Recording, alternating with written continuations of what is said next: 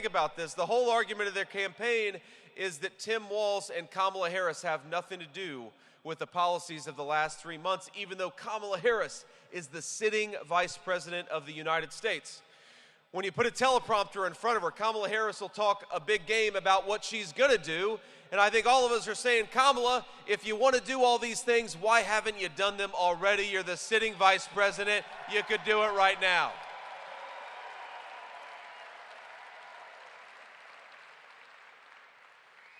You know, I've never met anybody in politics who's shameless enough to stand before the American people as the sitting vice president and to say on day one, we're going to make groceries and housing more affordable. She'll say on day one, we're going to get serious about the southern border. Kamala, you've been the vice president for 1,400 days. Day one was 3.5 years ago. What the hell have you been doing the whole time? Stop talking about doing your job and go out there and do it. Now, I will say, in Kamala's defense, every time she tells a dishonest thing, and you know, she's got the teleprompter in front of her, the teleprompter tells Kamala Harris what she has to say, but every now and then, Kamala Harris will go out there and she'll do a softball interview, and she'll make a gaffe. And you know what a gaffe is? A gaffe is when Kamala Harris accidentally tells the truth. Now, she doesn't talk to the media very often, and when she does, it's almost always a softball interview. But think about this. Kamala Harris does these softball interviews, and as all of you will know, I know this is a proud baseball town. The problem with a softball interview is you've got to be able to hit a softball. And I don't know that Kamala Harris could hit a T-ball, my friends, based on what we've seen over the last few months. But, you know, she gave an interview with The View just a couple of weeks ago. Did you see the interview that Kamala Harris did on The View? Most of you thankfully said no, and here's the request that I'll make. If you haven't seen that interview on The View, wait at least 24 hours because we need you as sharp as possible, and I'm telling you, you're going to lose 20 IQ points if you go and watch Kamala Harris on The View. But here's what she says on The View. Remember, her whole argument of her campaign is that she doesn't even know who Joe Biden is, even though she's a sitting vice president. And The View host asked her, what would you have done differently over the last 4 years? Would you have done anything differently than Joe Biden? And Kamala Harris says, nothing comes to mind. Nothing, well, ma'am, that's right. The Harris-Walz slogan could be, nothing comes to mind. Think about this. Kamala, what would you do to fix the broken policies to make groceries and housing more affordable? Nothing comes to mind. Kamala Harris, what would you do to secure that southern border? Nothing comes to mind, right? That's what Kamala Harris's campaign slogan could be. But in that moment, she revealed that she is not who she says she is. She's been going around the country for the last 3 months, promising that she's going to fix what she herself broke.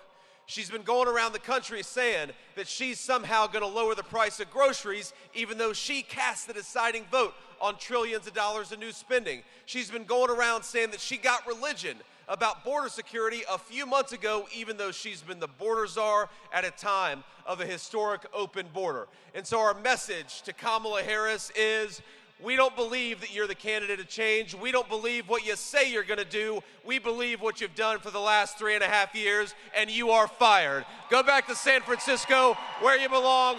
We don't need you in the Oval Office.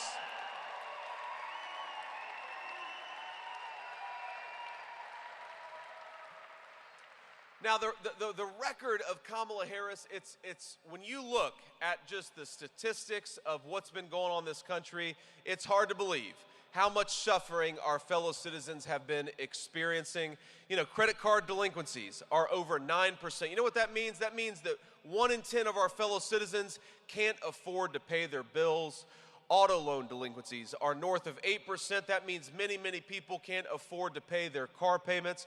We've got our citizens who are paying 25% more for groceries, 45% more for gas, and of course, if you're a young person, good luck affording a home in Kamala Harris's economy, because Kamala Harris thinks that American housing ought to go to illegal aliens. Well, how about we elect an American president who says American housing ought to go to American citizens and make the American dream of homeownership more affordable again?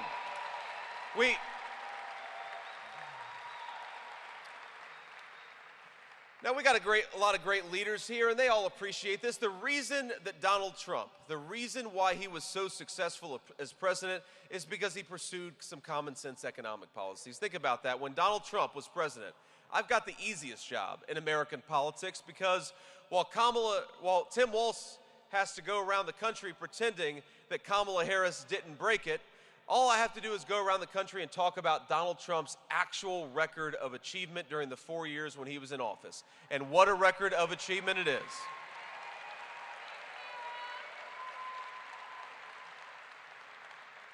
When Donald J. Trump was president, inflation was at 1.5%. The dollar went far. People could afford groceries. They could afford gasoline.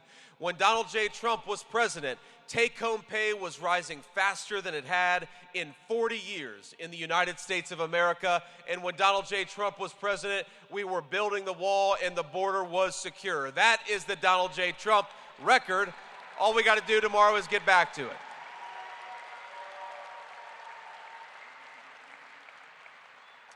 And you know, that's the thing about this race is, for the first time in the lifetime of every person in our country, we don't just have plans and policies and slogans between Kamala Harris. We've got actual records. We can see how Kamala Harris has governed over the last 4 years, and we know how Donald J. Trump governed when he was the president of the United States. Isn't it nice? You know, in the corporate media and Kamala Harris or surrogates, they lie about Donald J. Trump all the time. But we know the truth that when Donald J. Trump was president, the world was more peaceful, our checkbooks were growing, the country was more prosperous, our fellow citizens could afford to live a decent life, and the border was secure. That's a hell of a record to run on. Let's get back to it by making our guy the President of the United States.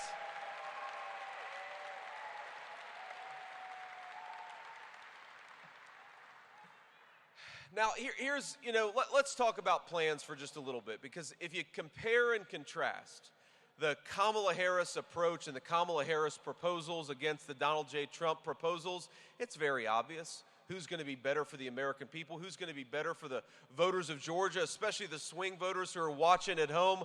We know who's going to deliver for the American people because we already saw Donald J. Trump do it. But just think about this. I don't know if I've ever seen in my lifetime a politician like Kamala Harris go around and brag about the fact that she wants to raise your taxes. I've never seen it. Usually, Matt Gaetz will tell you, the Democrats who want to raise your taxes, they're at least smart enough to lie about it, to hide it from you, and not to go out there and tell you. But Kamala Harris is bragging about the fact that she wants to raise the taxes of Georgia families. She said she wants to let the wildly successful Trump tax cuts expire, and that's going to cost the average Georgia family thousands of dollars per year. Thousands of dollars per year that you're going to be paying to the federal government instead of keeping your own money and spending it how you see fit. That's the Kamala Harris plan. And it's not just that. It's not just that she wants to raise your taxes. It's what she wants to do with the money. We were in Michigan earlier today, and Kamala Harris is telling us all that she wants to raise your taxes so that she can reward foreign corporations that make electric vehicles in China. And I happen to think that we ought to cut the taxes of American workers and penalize foreign corporations that are making jobs in China. Let's reward companies that are making jobs right here at home. That's common sense. My favorite Kamala Harris interviews, the best ones of all, and this is the sacrifice I've accepted to be your next vice president, is I watch Kamala Harris interviews so that you don't have to, my friends. This is a life of service I've taken upon myself, and I don't take it lightly. But they ask her, they'll say, well, Kamala Harris, you've been the vice president for 4 years. Americans can't afford to buy the things they need to buy. What is your specific plan to fix what you yourself broke? And she'll say, well, I grew up in a middle-class family. Or they'll say, Kamala, you seem to not care a whole lot about border security during your first 3.5 years as what's your plan to secure that southern border? And she'll say, when I worked at the McDonald's, I was really good at making the hash browns. And, anybody with a lick of common sense is saying, Kamala, you didn't answer the question. And by the way, I think maybe my running mate has worked at McDonald's for longer than Kamala Harris has, but who knows?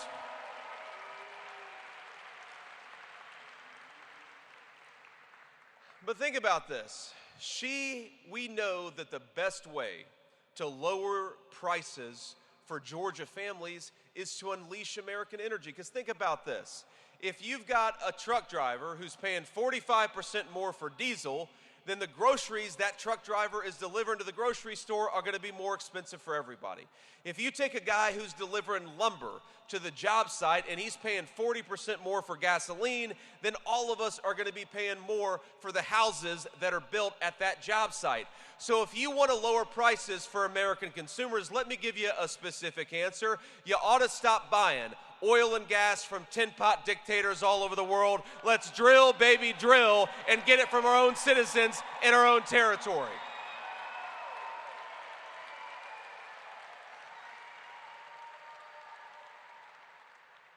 And of course, President Trump wants to build on the successful economic record. We're not just talking about the record, even though the record is very good. President Trump thinks that if you're working overtime, you ought to be able to keep more of your own money. That's why we're doing no taxes on overtime. That's a big one. You know, Kamala Harris wants to give, if you've been paying into Social Security your whole life, Kamala Harris wants to give your Social Security benefits to illegal aliens, people who don't have the legal right to be here. Donald J. Trump wants to say no taxes on the Social Security. You paid into it your whole life. You ought to be able to enjoy the benefits in retirement.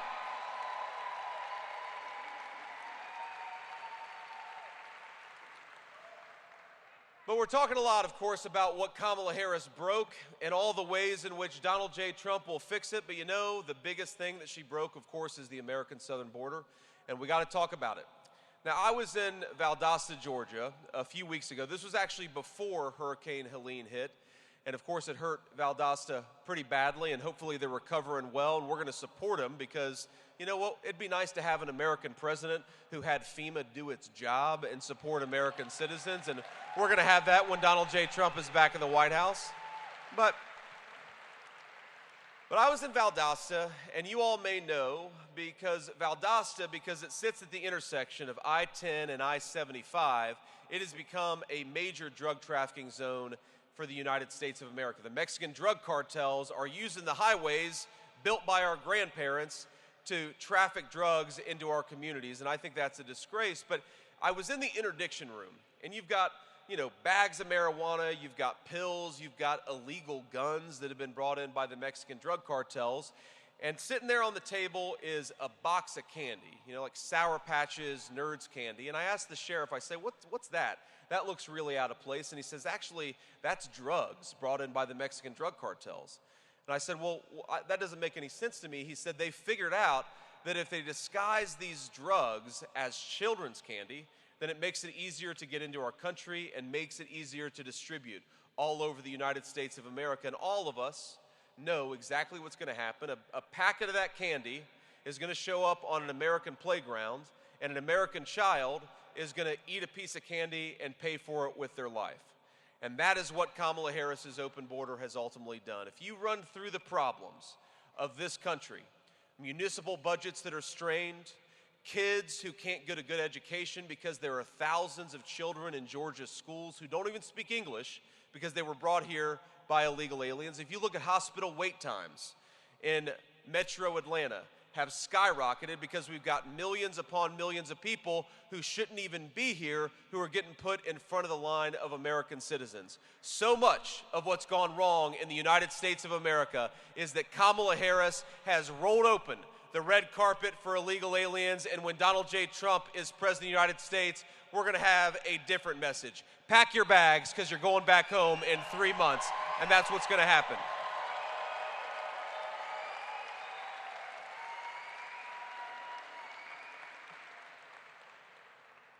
You know, I'm the father of three. My wife and I have three beautiful kids. We've got a 7-year-old boy, a 4-year-old boy, and a 2-year-old girl.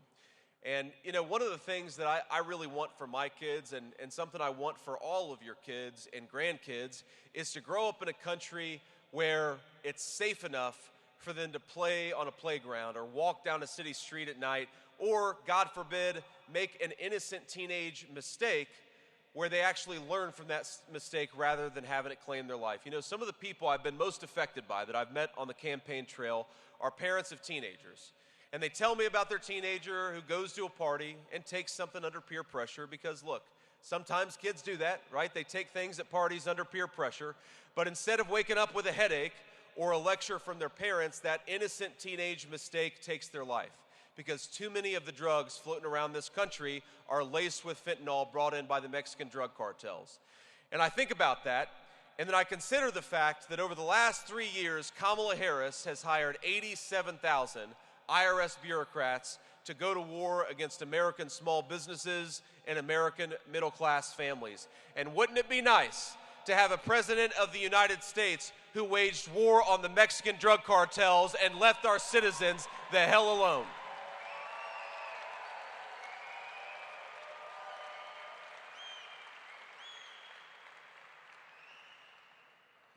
And you know, for all the policy disagreements, all the things that Kamala Harris has done wrong, all the things that Kamala Harris broke, the biggest problem that I have with her is not just what she's done in office, but the complete disrespect, the condescension, and even the hatred in the way that she talks about her fellow citizens.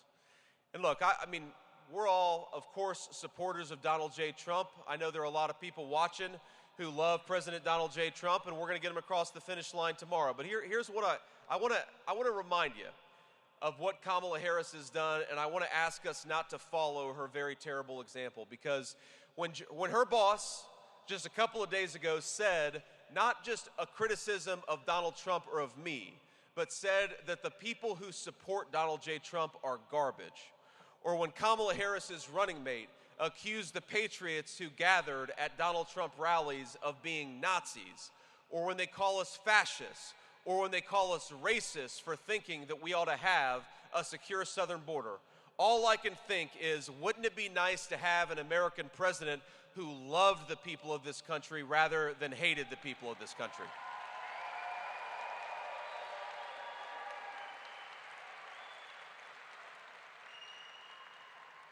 And I want to ask us not to follow Kamala Harris's terrible example, because I'm sure that every single one of us, all of us gathered here, know somebody who's planning to vote the wrong way tomorrow. And number one, please do everything you can to make sure they vote the right way tomorrow, because we need everybody's vote. And that's how we're going to win this race, is persuading our fellow citizens. But look, there are going to be people we love who vote the wrong way tomorrow. And the thing that I'd ask you is to not discard lifelong family relationships, not to discard friendships because people vote the wrong way. Here in our movement, we love every citizen of this country. We want their prosperity because we love this nation, and that means loving the people who live here.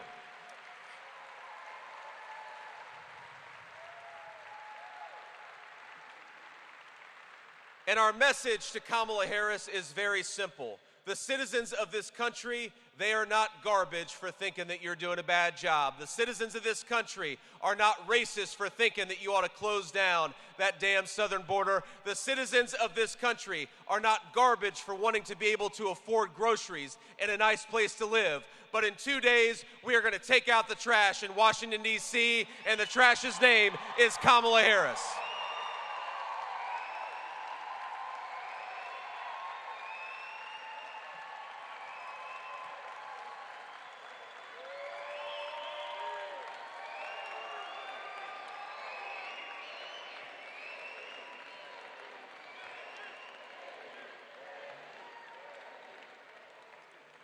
All right, so let me leave you with one final thought here, because this is our third event of the day, and you know, let me just say something about President Trump. For as much as Kamala Harris and her allies in the corporate media constantly lie about Donald J. Trump, let me tell you a little story about President Trump. So this was probably 6 weeks ago.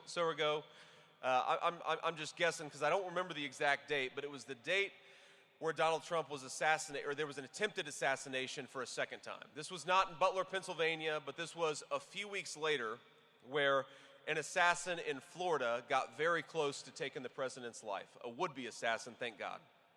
And the president called me, and it was before the news became public, and I was sitting at home in Cincinnati with my 7-year-old son, and he says, JD, they tried to do it again. I said, they tried to do what again? And he explained what had happened, and of course my initial thought is for him. I say, sir, are you doing okay? You know, obviously you're physically okay, or you wouldn't be calling me, but you know, that's a pretty traumatic thing to happen twice in as many months. Are you doing okay?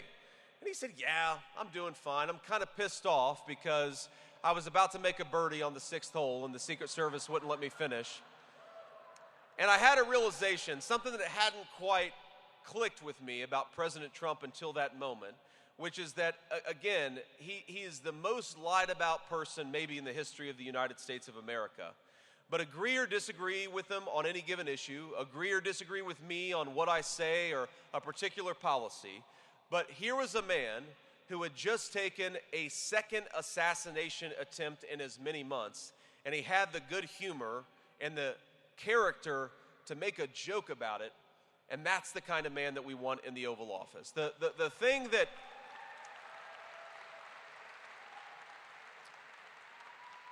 The thing I think it's hard to fully appreciate, I think all of us understand it, but it's hard to fully appreciate that the presidency of the United States is not just about enacting public policy, and it's not just about leadership, it's about handling moments of crisis when those moments of crisis inevitably come up.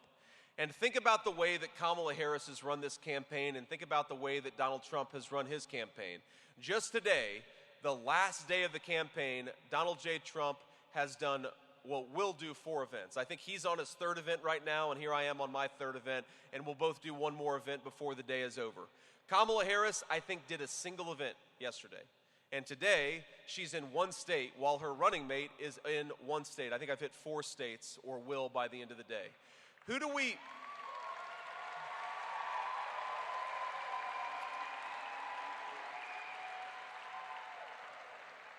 want answering that phone call when times are really tough? Who do we want dealing with a world leader in a moment of crisis? Is it Kamala Harris, who runs away from the friendly American media, or is it Donald J. Trump, a man who can take a bullet to the head and stand in defiance? It's a big difference. We don't talk about it enough.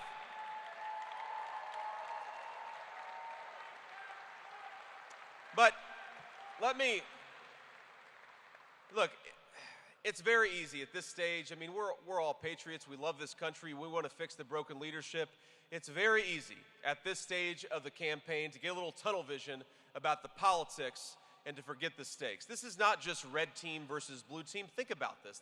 We've got, in this common sense movement, we've got the lieutenant governor and the governor of Georgia, Nikki Haley on the right, and Tulsi Gabbard and Bobby Kennedy on the left. This is a big tent, my friends.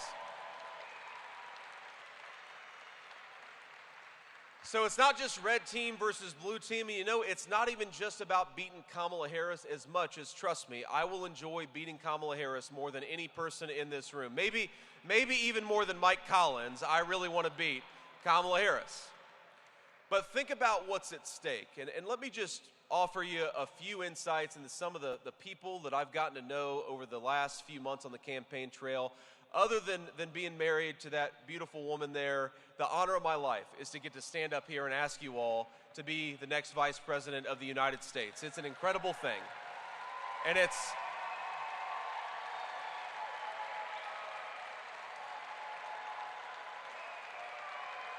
thank you. And given, you know, the poor family that I grew up in, the fact that I was raised by a grandmother who didn't even go to high school, much less to college, it is hard not to feel anything but incredible, overwhelming gratitude for this nation and for the American dream that made my life possible. But there are a lot of our fellow citizens out there where the American dream feels further and further away. You know, I mentioned these parents that I meet who lost a 16-year-old kid because one of their kids went to a party and took something that was laced with Mexican drug cartel fentanyl, and now their teenager is no longer with us. I met a woman not long ago who told me that for 40 years, she and her husband did steak night every Friday night, but last year They canceled steak night because thanks to Kamala Harris's policies, groceries got too expensive and she had to cancel that ritual that had brought meaning to her life for 40 years. I've met people who have been killed by illegal criminals brought into this country across that wide open southern border. I've met young people who would love to start a family, but they're worried they're never going to be able to afford a house in which to raise that family. Our fellow citizens, my friends, are struggling. They're struggling because of the failed leadership in Washington, D.C. And what this election is about, it's not just about beating Kamala Harris. It's about creating American communities that are safe enough to raise a family in. It's about making it possible for those young Americans to afford to buy a home, to start a family in the first place. It's about American parents who would like to raise their children in neighborhoods that are safe and secure. It's about a woman who would like to afford steak night with her husband because she's worked hard her entire life. My friends, our fellow Americans deserve to have peace. They deserve to have prosperity, and they're going to get it tomorrow when we make Donald J. Trump the leader of this country and the President of the United States.